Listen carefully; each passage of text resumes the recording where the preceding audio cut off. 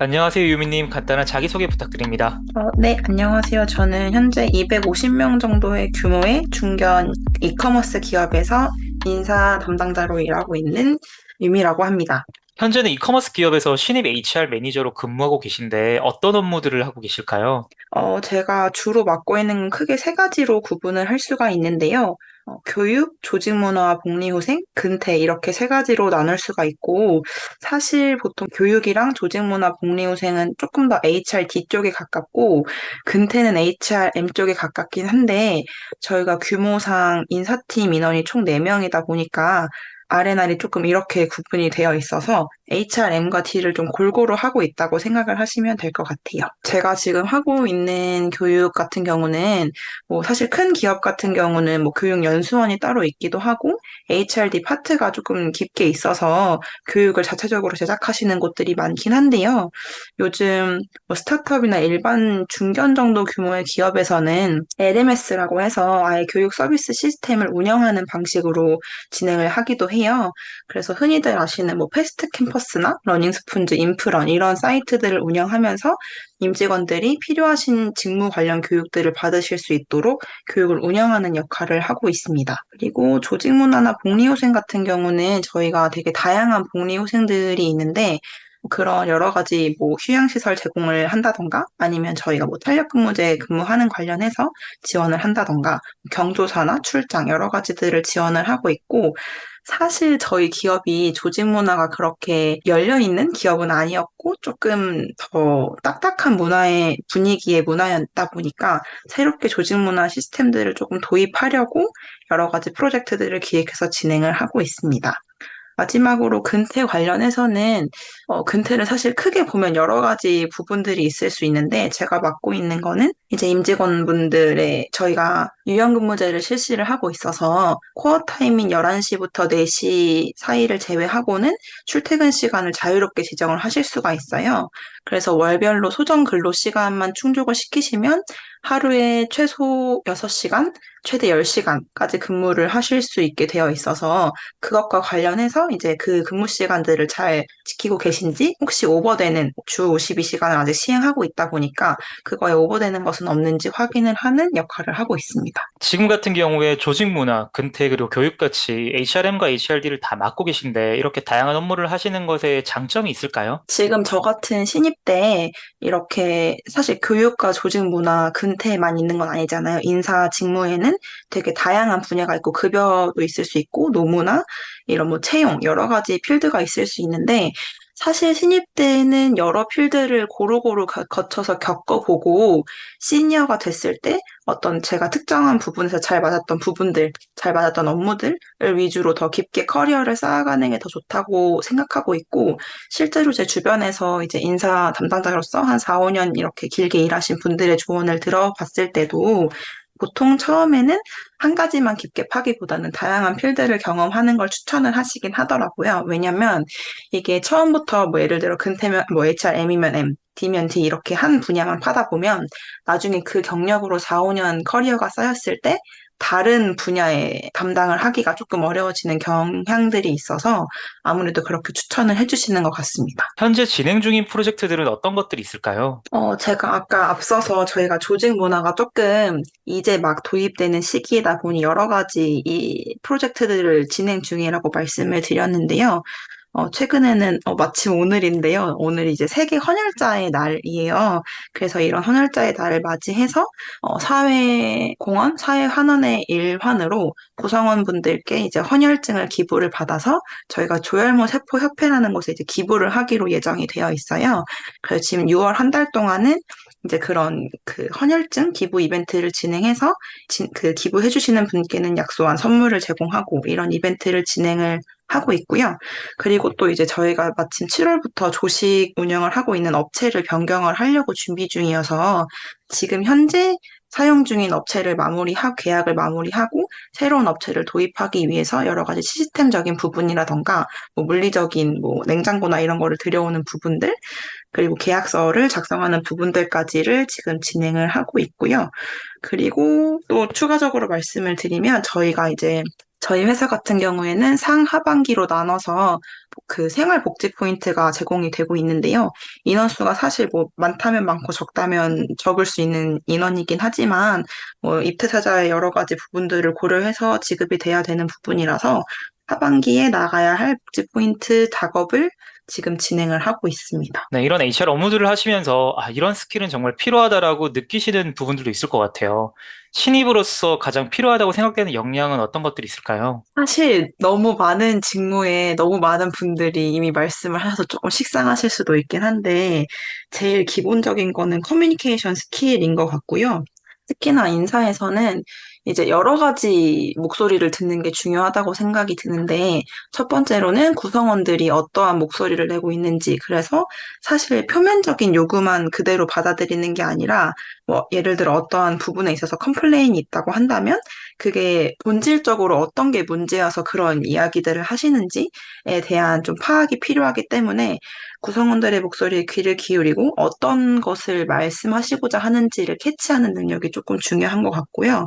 또 반대로 사실 저희가 많은 분들이 사측이라고 생각을 하시는데 그렇게 생각하시는 이유 중에 가장 큰 거는 임원진의 목소리도 저희가 굉장히 귀 기울여 듣기 때문이라고 생각을 해요. 그래서 구성원들의 목소리를 들은 것을 바탕으로 임원진들에게 그것을 어떻게 하면 납득시키고 효율적인 방식으로 나아갈 수 있도록 이제 절충안을 찾는 것이 중요하기 때문에 임원분들의 의견이나 이런 것도 같이 수렴을 해서 절충안을 찾아갈 수 있도록 원만한 커뮤니케이션 스킬이 가장 중요하다고 생각을 합니다. 그리고 저같이 복리후생을 운영을 하다 보면 다양한 업체들과 소통을 하게 되는데 이제 회사 내부 인원뿐만 아니라 외부 인원들과도 소통을 해야 되는 부분이기 때문에 소통 능력은 너무 중요한 것 같고요. 그리고 이제 어떤 것이 결정이 됐을 때 구성원들에게 뭐 예를 들어 사실 달가운 소식일 수도 있고 달갑지 않은 소식일 수도 있어요. 근데 이런 프로젝트나 이벤트나 어떤 것을 행하는 것에 목적을 분명히 밝히고 조금 더 부드럽게 얘기할 수 있는 유연한 커뮤니케이션 스킬이라고 할까요? 그런 게 가장 중요한 것 같습니다. 직무는 굉장히 많은데 그중에 HR로 커리어를 시작하신 계기가 있으실까요? 사실 저는 되게 다양한 직무를 거쳐서 지금의 직무로 정착을 하게 된 건데요. 사실 처음에는 교육회사, 아주 소규모의 교육회사를 들어가서 학부생 기간 동안 조금 교육회사를 경험을 해보고 졸업을 하고 나서는 이제 송무비서로 이제 로펌에서 일을 했었어요. 근데 사실 제 근본적인 특성상 사람을 좋아하는 면이 큰데 사람을 좋아하고 다른 사람을 돕는 걸 좋아하는데, 비서도 물론 재밌는 일이긴 하지만, 어쨌든 한 사람만 도와야 하는 일이고, 약간, 이제 비서라는 그 직무를 뭐 폄하하는 것은 아니지만, 제가 모시는 변호사님이나 임원분의 역량이나 이런 요구하시는 사항들에 따라서 제 업무의 범위나 커리어의 그런 범위가 조금 좁아지거나 넓어질 수 있는 그런 좀 제한적이라는 것을 좀 느꼈어요.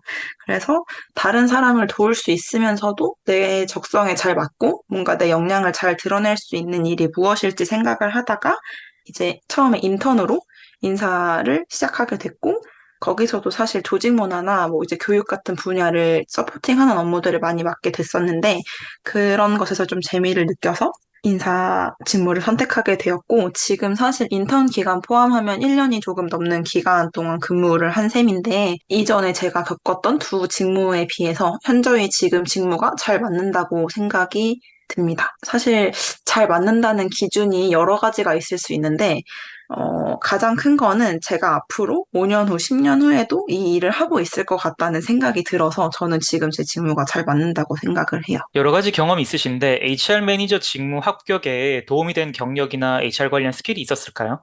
사실 인사라고 하면 그냥 단순히 고학벌에 그냥 다른 사람들이 가지고 있는 일반적인 스펙을 갖고 있는 분들이 사실 많기는 해요. 왜냐하면 인사가 어떤 전문적인 국가공인 자격증이 있는 것도 아니고 관련된 뭔가 있는 게 아니다 보니까 사실은 관련 경험이 제일 중요한 것 같고요. 그래서 아마도 제가 다른 곳에서 그 조금 이름이 있는 기업에서 규모가 지금 회사보다 더 큰 기업이었거든요. 그래서 그런 기업에서 인턴 경험을 한 것들이 조금 크게 도움이 되었던 것 같고, 두 번째로는 제가 인턴을 하기 전까지는 생각을 못했던 부분이었는데, 인사에서 좀 좋게 봐주시는 부분 중에 하나는 근로기준법에 대한 공부, 지식, 그리고 이해도라고 생각을 해요.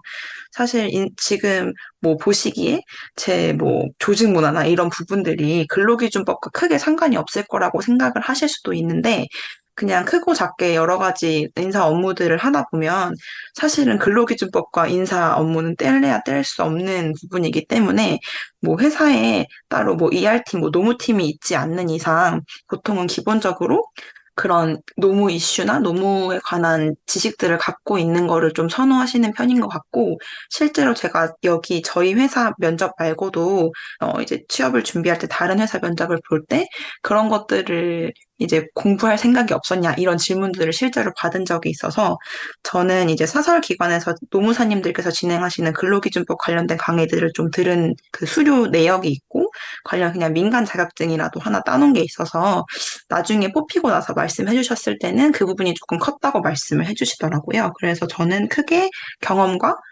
근로기준법에 대한 이해도가 중요했다고 생각합니다. 네, 이커머스 기업에 들어가실 때 자소서도 작성하셨을 것 같은데 자소서에는 어떤 내용을 작성하셨을까요?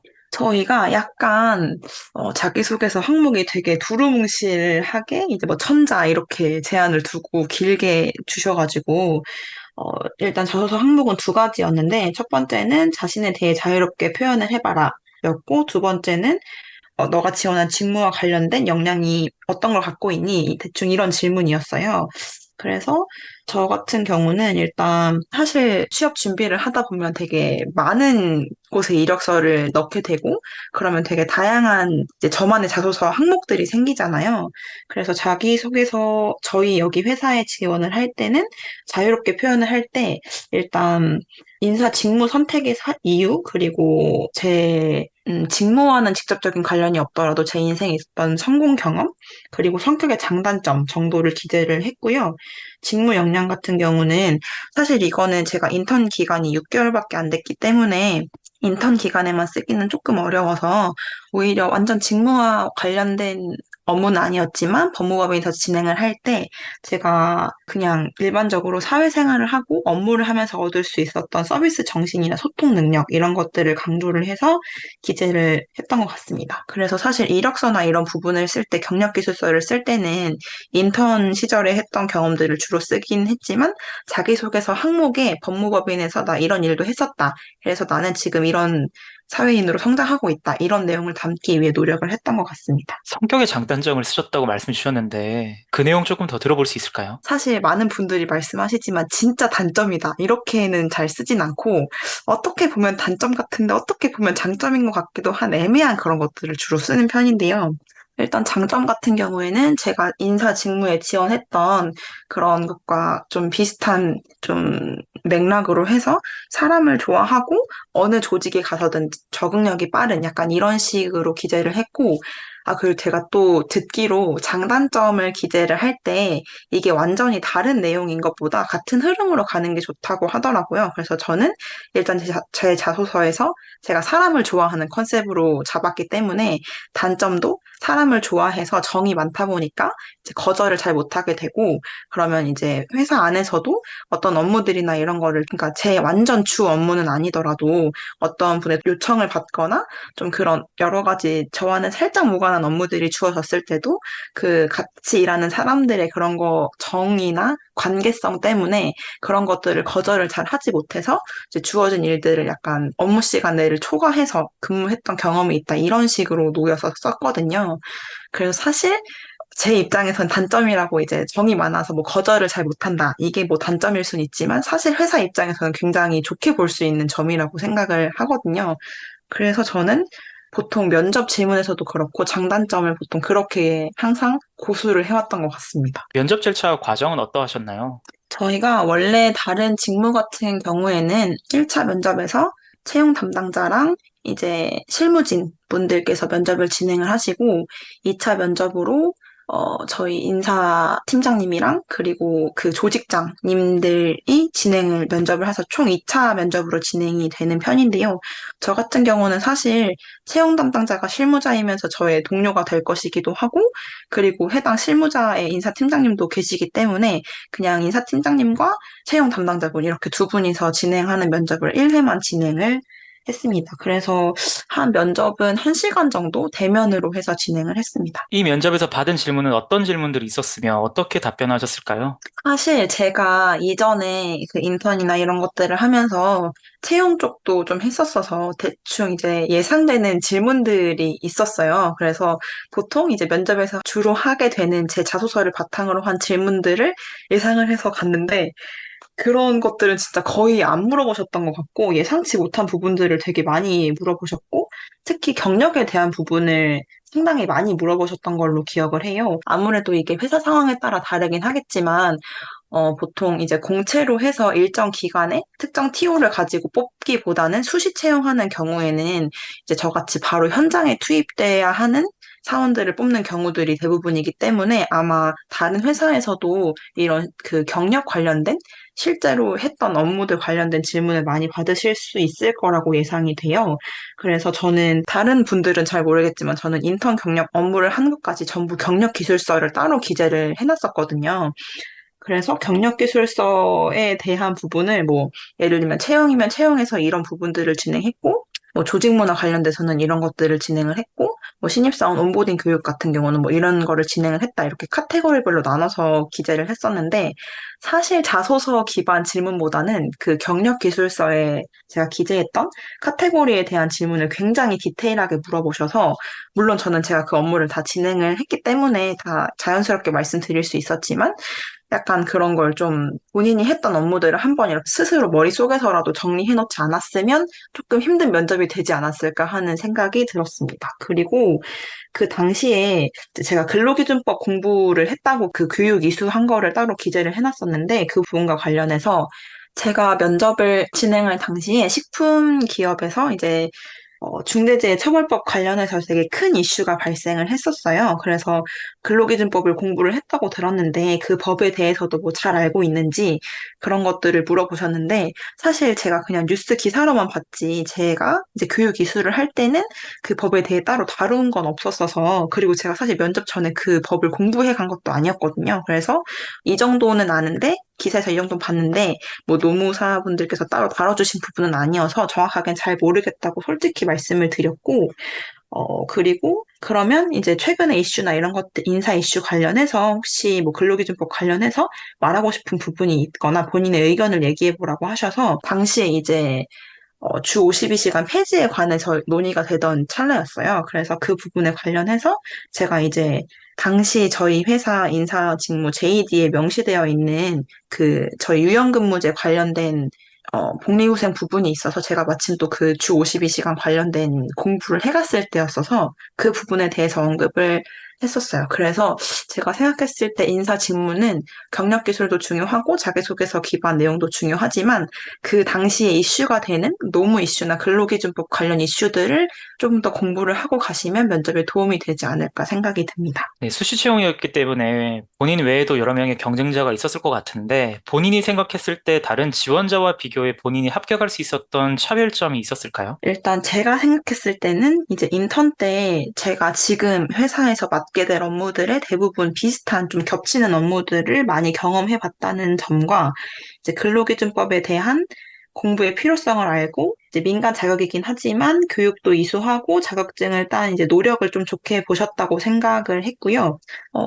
입사하고 나서도 실제로 신입들이 근로기준법에 대한 중요성이나 이런 거를 잘 모르는 경우가 많은데, 뭐 최근에 이슈가 됐던 뭐 주 52시간제라던가 그런 부분들에 대해서 좀 노력도 하고 찾아본 티도 나서 그걸 되게 좋게 보셨다고 말씀을 해주시긴 하시더라고요. 그리고 이건 추가적인 부분이긴 한데, 제가 직전에 이제 인턴으로 채용 업무를 하면서 느낀 점이기도 하지만, 입사를 하고 보면 다른 이제 후보자분들도 주연을 하셔서 면접을 진행을 하시다 보면 항상 그게 잘 맞는 건 아니긴 한데 면접 진행할 때 그 분위기와 내가 이 회사랑 잘 맞을 것 같은데 라는 그 느낌이 들 때가 있거든요.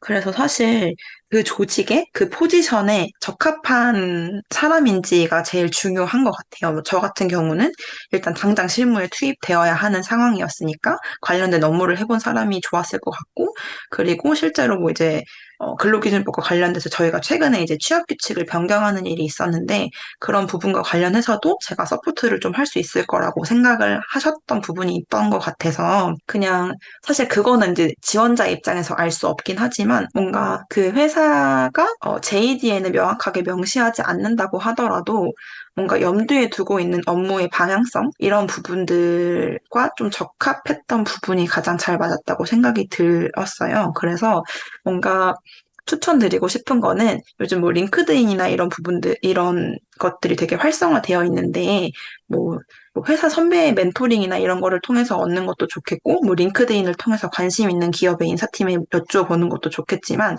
뭔가 그 회사의 지금 현재의 상황, 뭐 어떤 사람을 필요로 실제로, 그러니까 JD에서 그냥 표면적으로 나타내고 있는 거 말고, 실제로 어떤 사람을 원하고 있는지, 이런 부분들을 사전에 알고 있으면 나중에 면접을 준비할 때 조금 더 도움이 되지 않을까 생각이 듭니다.